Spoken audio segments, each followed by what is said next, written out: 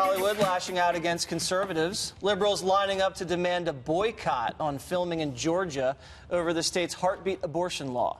But their plans already starting to fizzle out. Actors and some small production companies say they won't work in the state, but big studios aren't budging. And Alyssa Milano is being mocked for taking things a little step farther. The actress actually called for a sex strike to protest Georgia's abortion law.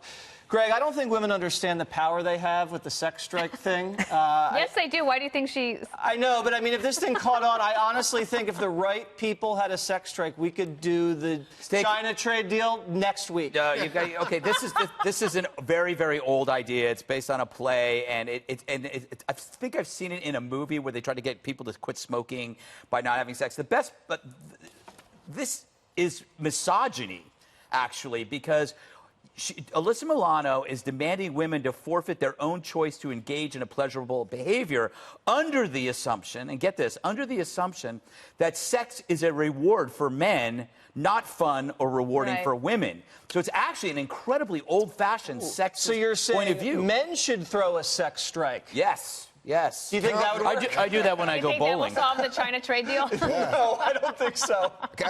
Count me out. All right, Dana, what do you think's going on down there in Georgia? Well, I think that the devil went down to Georgia. Yeah. You know Her name's Alyssa Milano. Here's the thing I would say to states. You don't need these guys. You don't need to bend over backwards to invite the movie industry into your state. The best way to get people to move to your state is to cut taxes, streamline your regulations, have good law and order, and good schools. That's it. And then you don't have to have these shenanigans and these people threatening you because your state legislature passed a bill that was representative of what the constituents asked for. And these boycotts don't work. Even one of the Democrats in the state said, I have constituents, Juan, who benefit from the film industry in Georgia.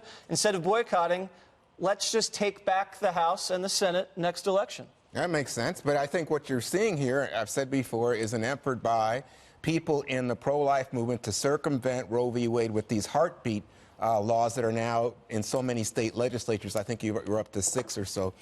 But the point to me is, you know, boycotts are American tradition. We know this wide and far. We just saw one when people were saying, oh, these NFL players, why are they kneeling? Let's not watch the NFL for a while. Well, it worked for a while, but that's their right. They can watch what they want or not watch. And people who want to say that they really don't like the fact that a woman's right to choose is being so politicized in these southern states for the most part, you know what? They have a right to also say this is wrong. So let them go. Lisa.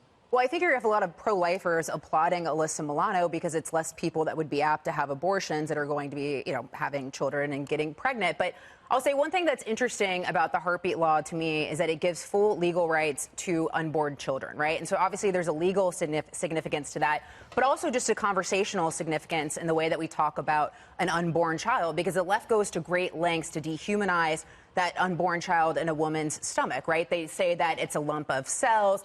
They say that a CNN commenter recently said that an unborn child is not a human, right? And they do that because it's easier to abort something if you dehumanize it and you take away the fact that this is a unique life living in a woman's womb.